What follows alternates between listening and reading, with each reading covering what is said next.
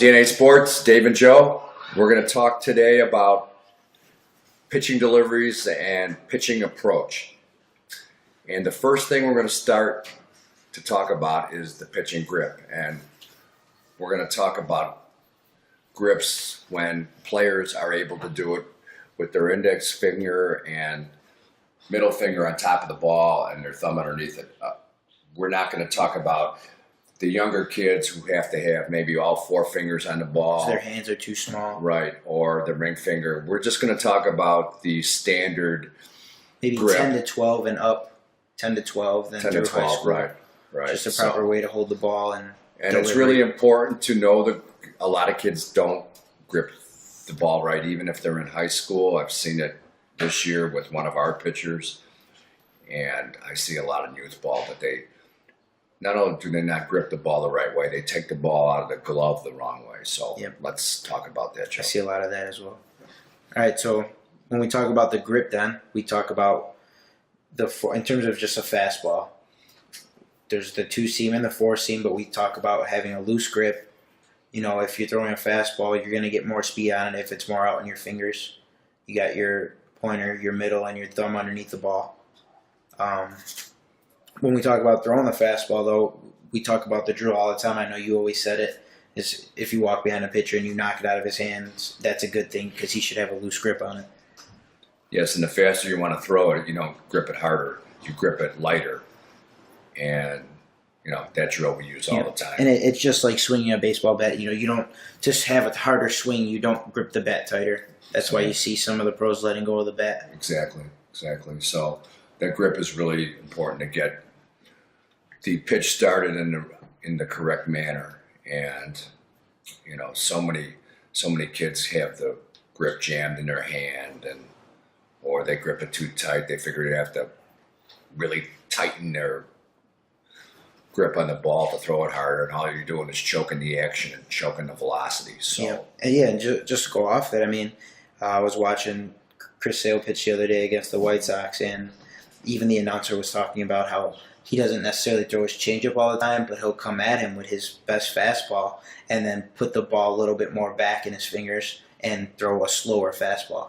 So it's a great pitch. Just a way to change speeds up. A lot of guys either missed it, they were out in front of it. We both happened to watch that game, and it was a really effective pitch. He got in trouble. I know we're going away from but we always do that anyway. We go away from the topic.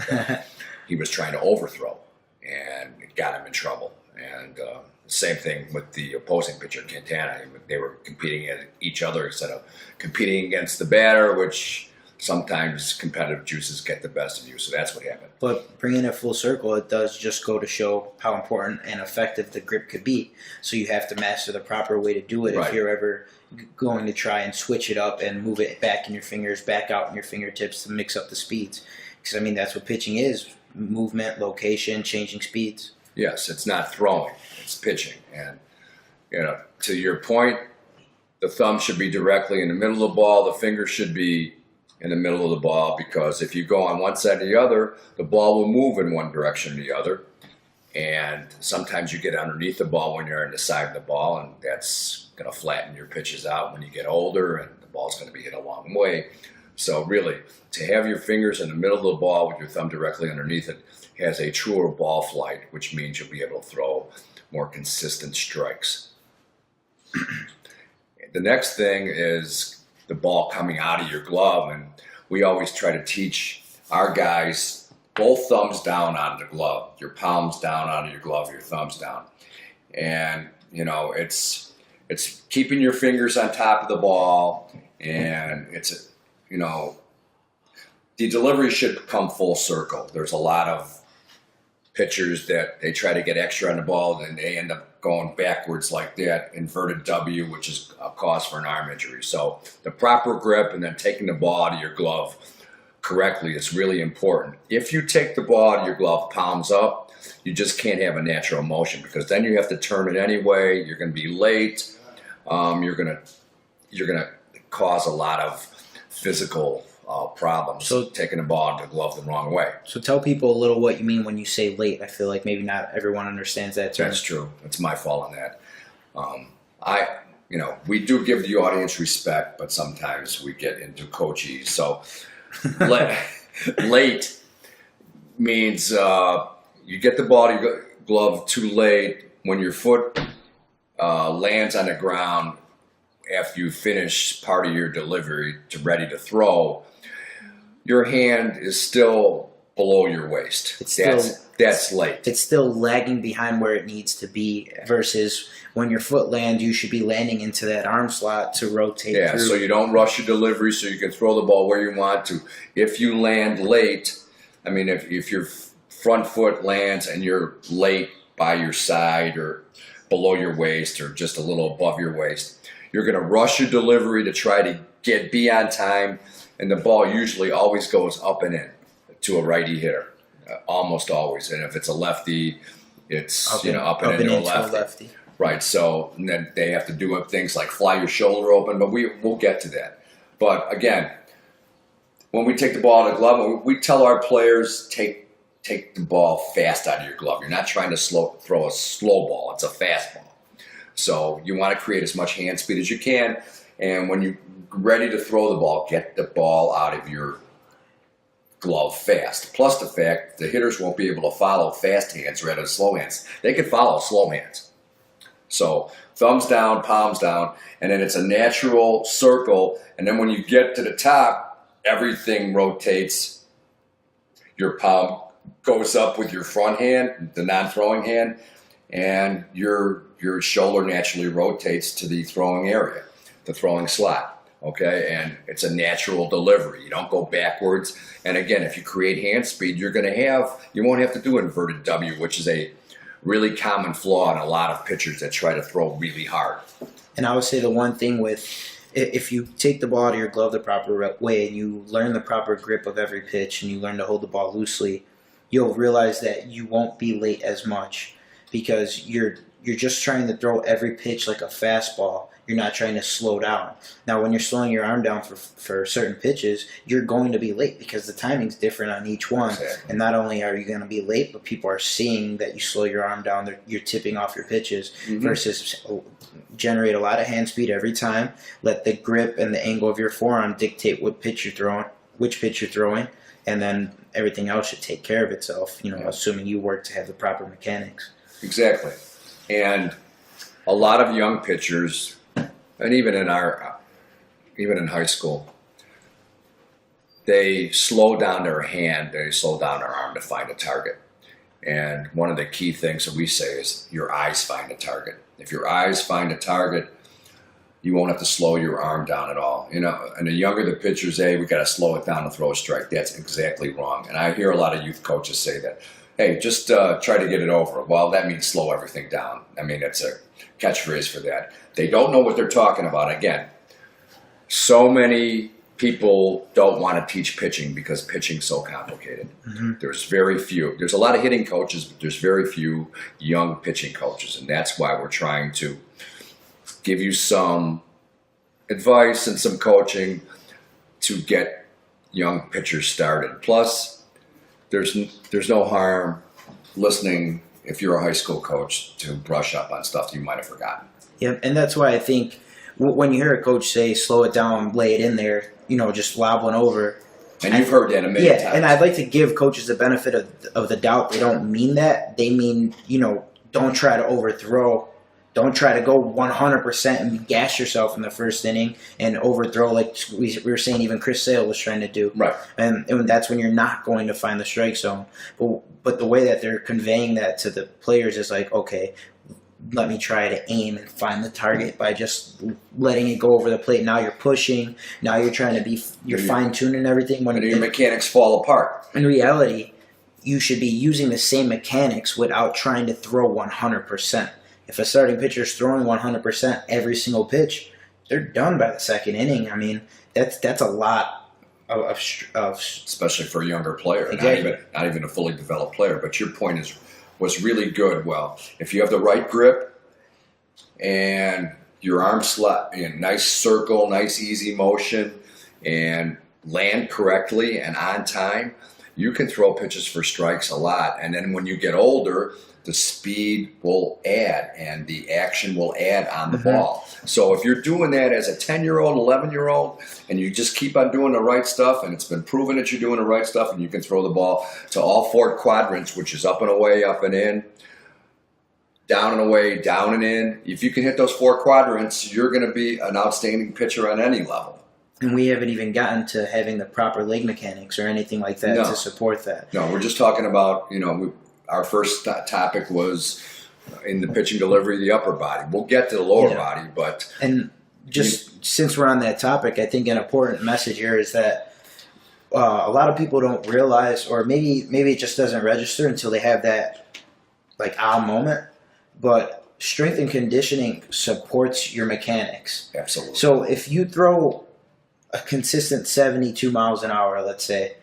And you're talking older pitchers, right? Yeah, let's say you're in high school and you're throwing 72 miles an hour. That's consistent. Let's say your max you can throw, though, if you really gas it up, is 76. Okay. Okay, that's perfect, but you cannot throw 76 every pitch because that's your max speed. Right.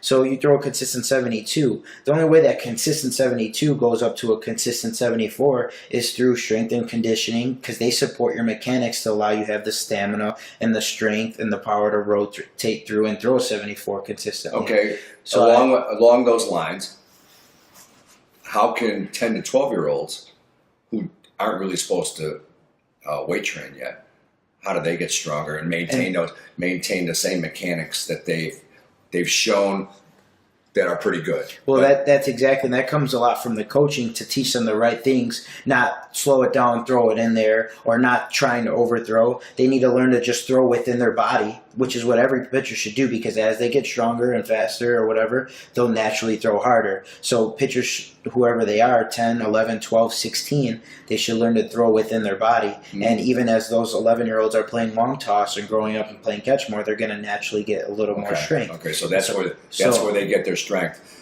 Push-ups, crunches, can they do that? Yeah, I mean, every time you're strength training, it's going to support your mechanics. This is 10 to 12-year-olds. Yeah, I mean, there's nothing wrong with lifting your own body weight. I mean, it's going to get iffy if you have an 11-year-old taking some type of supplements, but there's no reason that an 11-year-old can't do push-ups. We don't support that. We protein sprinkles on cereals, maybe. But, I mean, there's no reason that an 11-year-old couldn't do push-ups if he chooses to.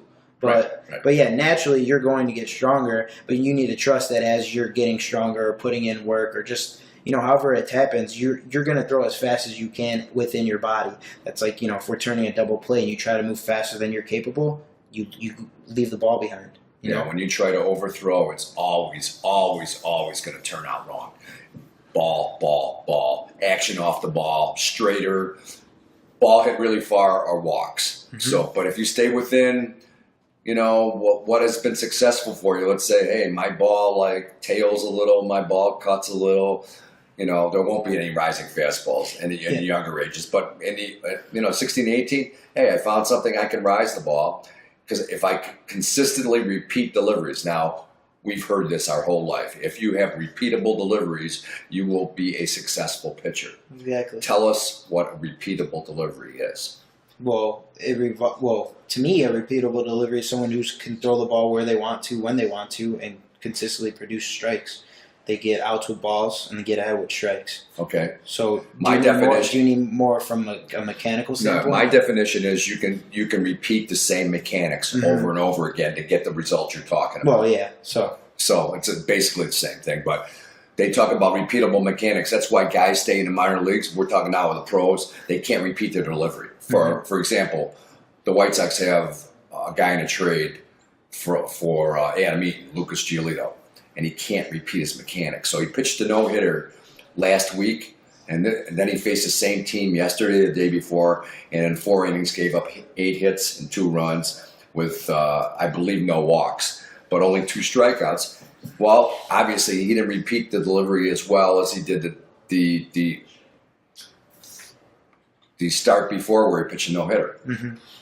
And that's why he's not in the big leagues, because he can't repeat his delivery. He can't put the same action on the ball. He can't put the ball where he wants to all the time. So it's really important for pros to repeat their deliveries. Like, I don't know how Chris Sale repeats his delivery, but he does. Yeah, his delivery is a little Because that's ridiculous. nobody can teach that, and they can't change him because he's so deceptive, and he's got such great action on the ball, and he's so hard to pick up. It's really hard to coach. I think you just have to. For him, it's grip. Yeah, and that's another thing too. Just when people mock some of the rare pitchers or rare hitters, sometimes people don't have to understand that every person is different, so everything works differently person to person. So as a coach, you're just trying to find what works best for the player in terms of his health Right.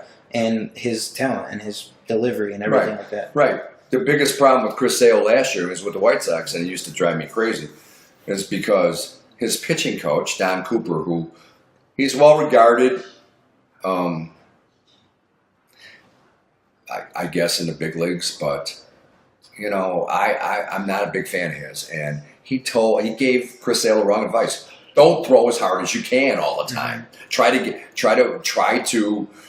get outs early. He is a strikeout pitcher. Mm-hmm. You don't tell a fast guy to run slow so everybody else can catch up. Yeah, exactly, and that's why what you were saying earlier to me is that you go off pitching approach based on the pitcher, not on as a philosophy.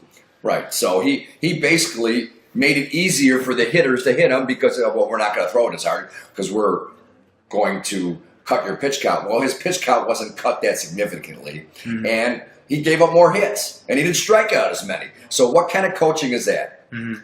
So that's what we're trying to trying to prevent coaches from making mistakes like that. Yeah, just knowing your pitchers. Knowing your And pitchers. starting off teaching everyone the basics, but then We can't teach Chris Sale's mechanics and Chris Sale's approach to another pitcher who's totally different. That's why I said, we can't be a system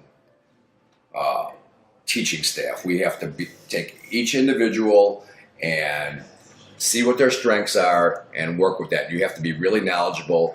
Watch a lot of pitchers. Be a pitcher. If you didn't pitch, then watch a lot of tape. Watch TV. That's what I learned so much watching TV when I was growing up. I'm sure so did you. I mean, there's 2 teams in this town. I watched pitchers, all sorts of different pitchers, and it sticks in your mind what works, what doesn't. When I was growing up, the overhand motion was really big, and now it's more 3/4 and low 3/4, and it's a more efficient pitching delivery for most big league pitchers. And the overhand motion, if you see a young kid try it, it's really inefficient. But it's even inefficient in the pros. There's very few overhand pitchers now. I mean, there's a couple, but I can't even think about it. Sidearm pitchers, they're rare too. Submarine pitchers, even rare. Yeah, and that's why to this point we just talked about grip and how you should bring the ball out of your glove, and there's been so many reasons why you should do those things and how you should do those things. And that's why it's important for programs to get coaches that know what they're talking about, but not just one coach, because you see how much knowledge it takes on one topic. So for underdeveloped programs, it's finding the right coaches, and for developed programs, making sure these coaches truly know what they're talking about. Because if you're a pitching coach, be the pitching coach. Don't try to pitch and hit, because you're robbing the kids, because now you have to specialize in these multiple things when look how much knowledge is to be learned, and there's something new to be learned about it every day. Every day. That's why getting one coach, specialize with them and work with them one-on-one and understand each player and what works for them. It's a lot easier than having, say, the head coach have to do all the work or something. Right. A great coach learns something new every day. I just learned some stuff by you talking to me as far as just being a pitcher and being a pitching coach. It's great to learn, and I incorporate what I learn. Hey, pitching and teaching and coaching, you steal from everybody. If it's stuff that we can use to help pitchers and help programs as far as coaches go. Sometimes I just don't. I get oblivious to some things, and then I hear, oh man, I can teach that. Like, I was at our playoff game Saturday, and this is not about pitching, but I heard something on a big league broadcast about why not watch the back heel when you're stealing second base. If it's a right-handed pitcher, why not have your pitcher watch the right heel? If the heel stays on the ground, you can go. If the heel lifts up, you're going back to first base. I always keyed the front side, and I said, well, maybe we can watch both. Mm-hmm.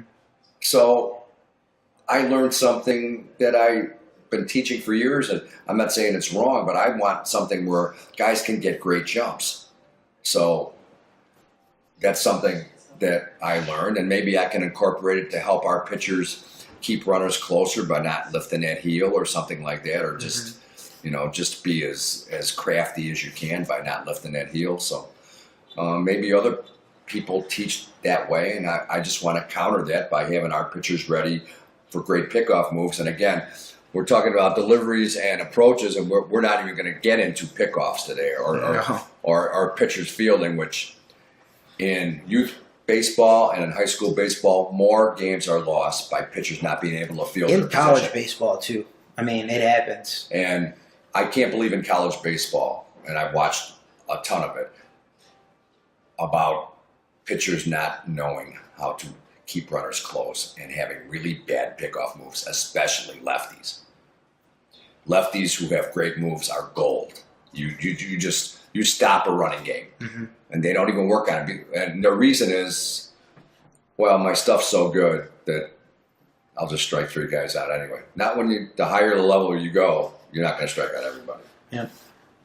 Even like Sale, he doesn't strike out everybody. He's probably the best strikeout pitcher in the American League, and he has a terrible pickoff move.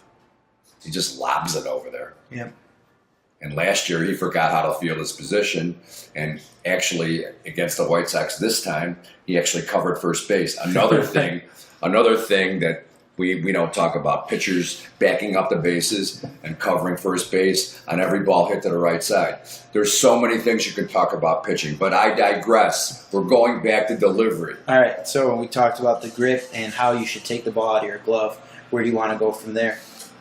Well, we go with the leg lift next. Okay. And the biggest problem I see in high school is guys swing their leg rather than lift it.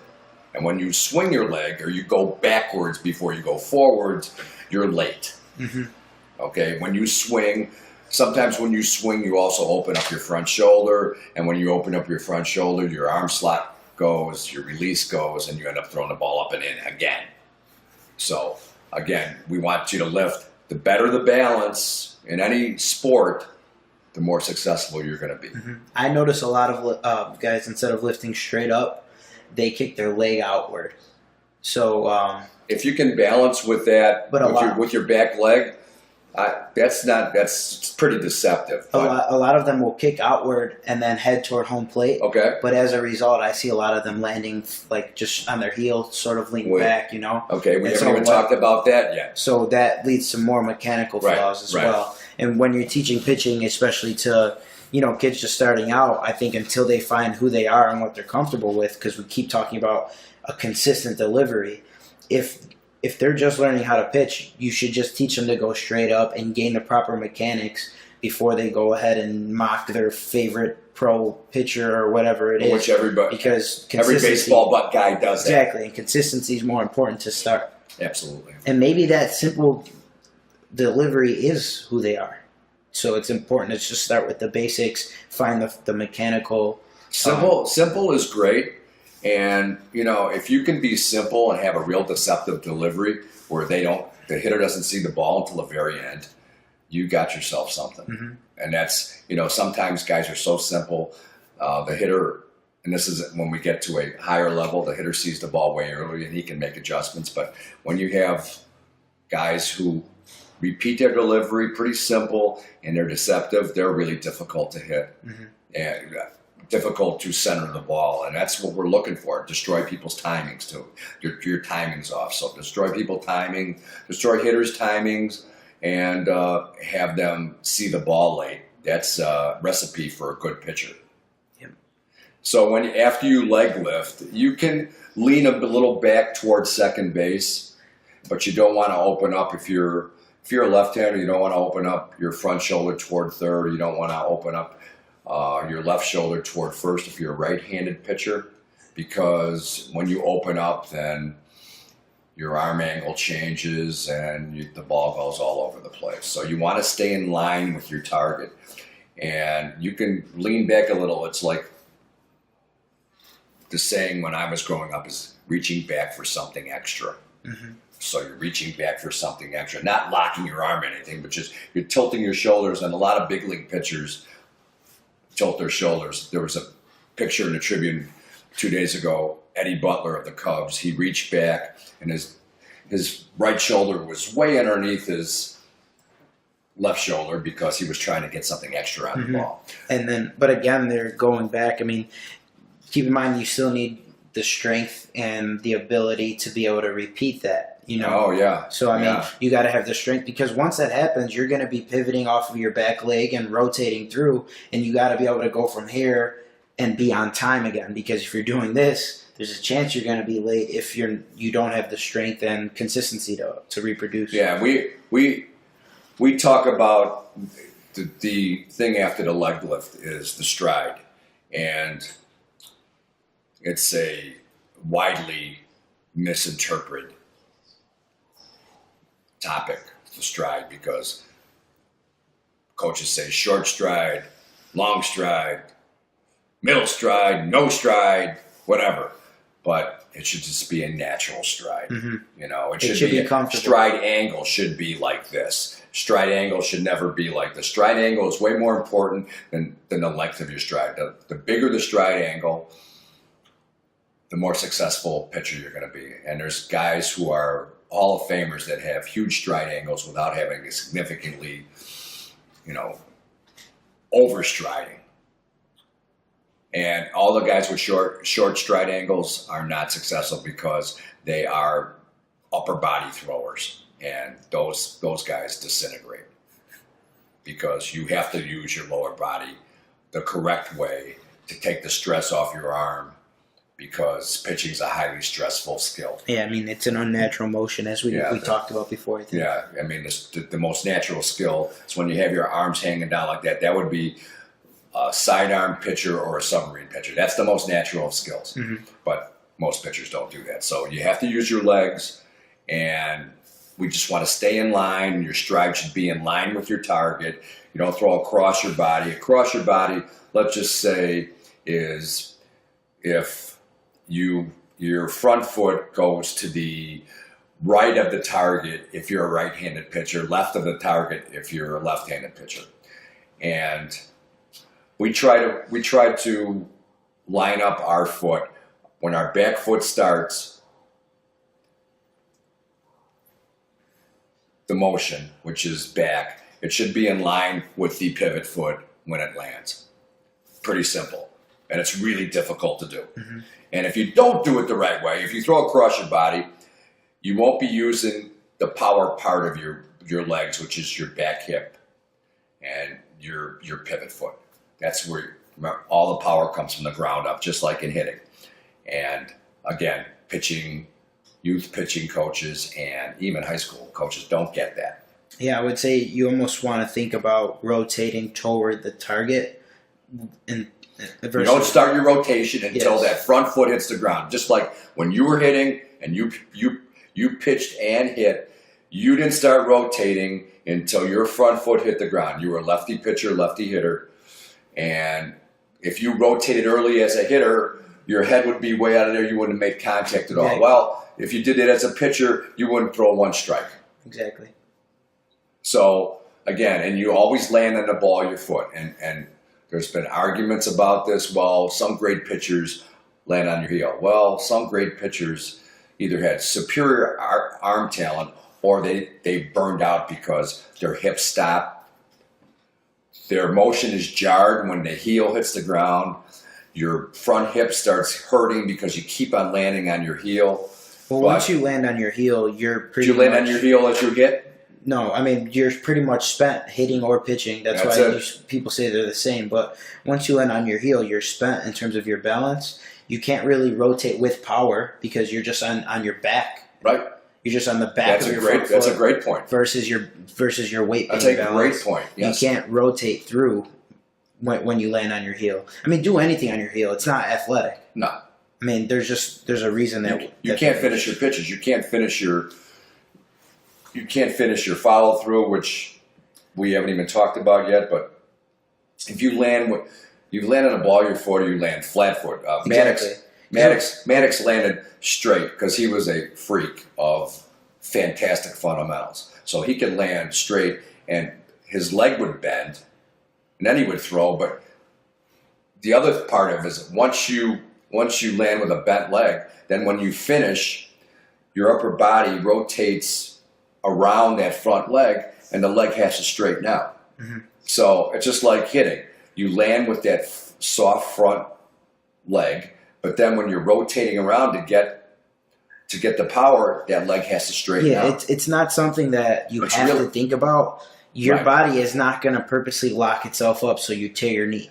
You know what I mean? Right. That's when we say let the backside open up the front side, is because naturally you will open up on your own. Your body and your legs and all the triggers and like your muscle triggers and everything, they're not going to just lock up and say, oh, I can't go anywhere. Once it's time to rotate out, they're getting out of there before you tear your kneecap off. Who knows?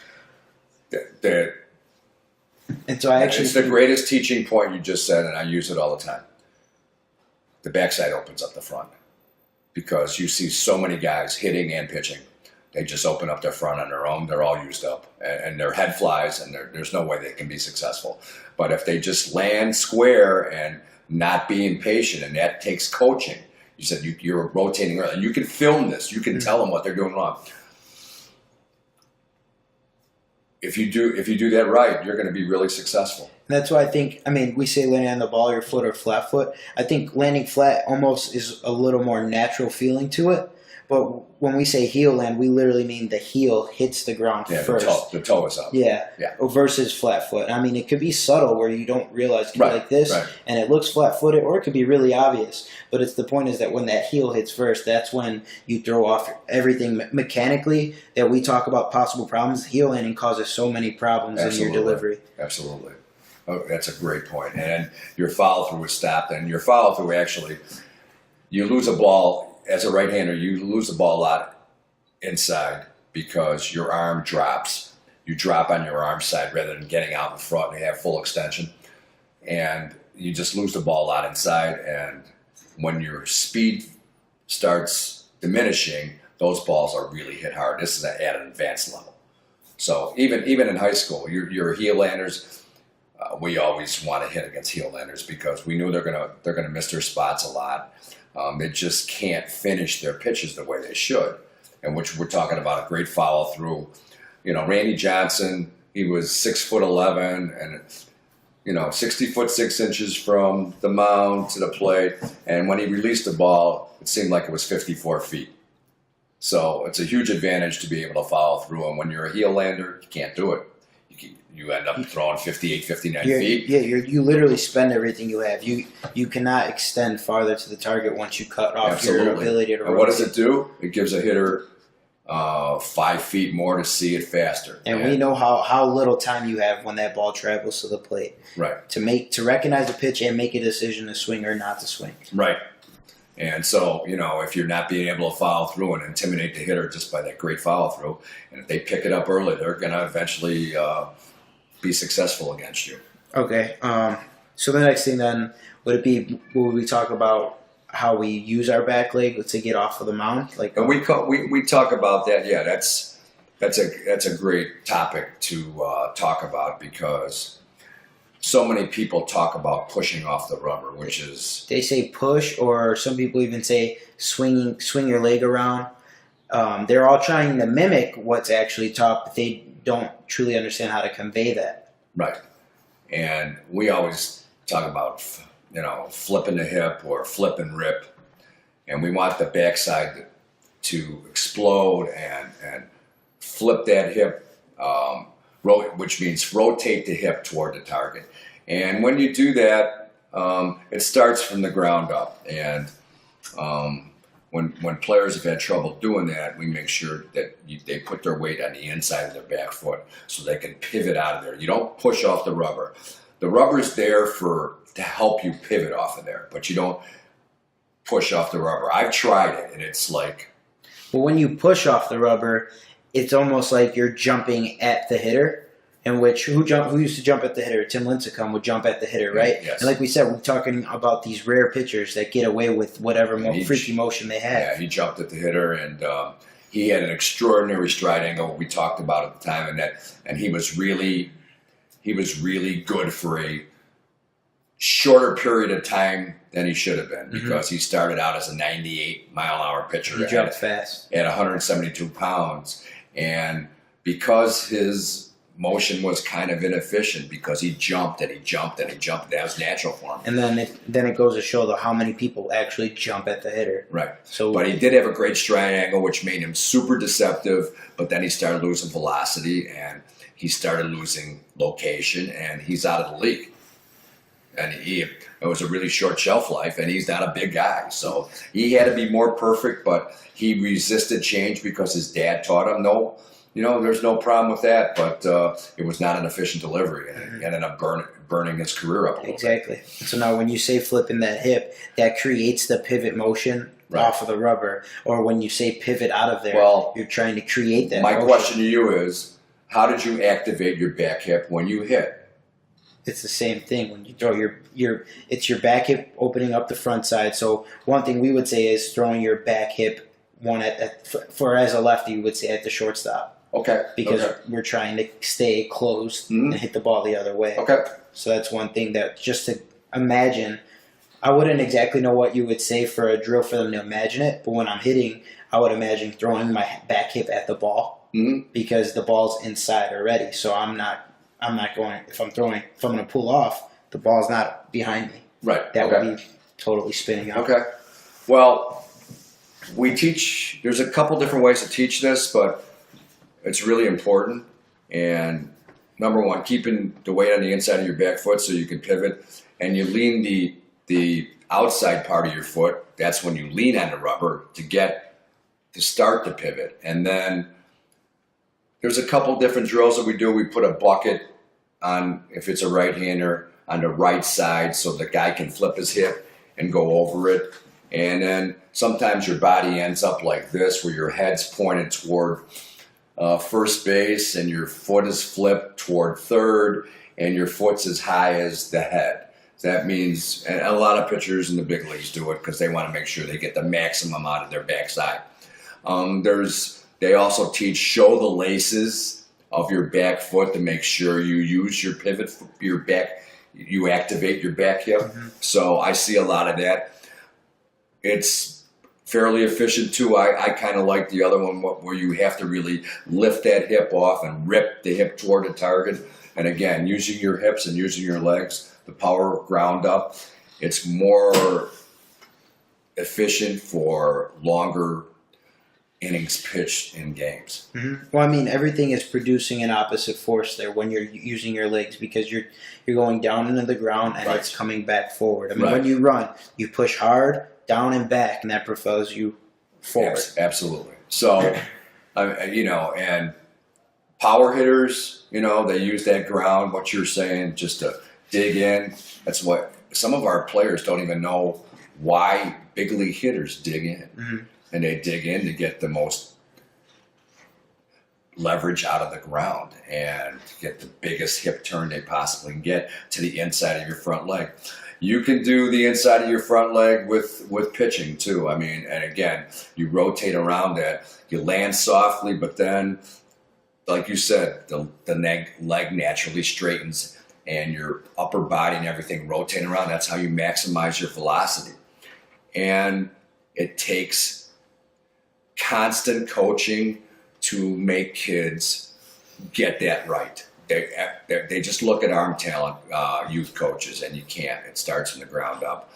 And it's a really difficult thing to master, coaching pitchers, and that's why not many people do it. Yeah, I think a huge thing is not even just in pitching, but bad habits are not the easiest to break. So when you are doing drills, you need to exaggerate the drills and really emphasize them regardless of the outcome. If you're trying to throw a pitch and really teach a kid to pivot out, whatever drill you're doing over the bucket, really make sure he's exaggerating that, because it's going to be easier to break a bad habit if you're on the other end of the spectrum, completely doing the opposite of what you've been doing all of these years. Because if you're just going through it, through the motions, not exactly taking the drill serious. Once you get in the game, you're going to revert to what you used to do. Right. Well, how about teaching kids the wrong way to do it first? Is that do it this way, and see how efficient it is, and if that way doesn't work, then try it the right way. Everybody tries to teach the right way, or not? Why not? Here's the wrong way. Do a chicken wing. Do an inverted W. Land on your heel. Open up early. Do all that stuff and see how it works. Open up early. Don't even use your backside.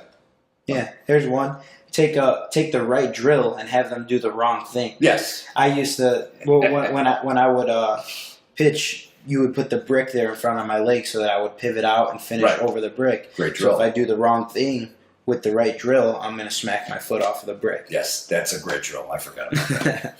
Yeah, that's we use that drill a lot. The drill he's talking about is the brick drill, where we put a brick 2 to 4 inches in front of the pitching rubber, and if he dragged, which is a common fault, which of is a when lot you're of not pitchers, pivoting out of there. when they're not pivoting, they're just dragging their foot out of there. There would be stub toes of the worst possible, smashed toes. And so that was my sadistic way of coaching. And so as a result of doing the wrong thing, though, we would begin to emphasize the right thing. Yes, and so that works. Good habits. And so you should have a drag of, what is it, 2 to 4, 2 to 6, something like that. Yeah. I mean, there is a natural drag, but right.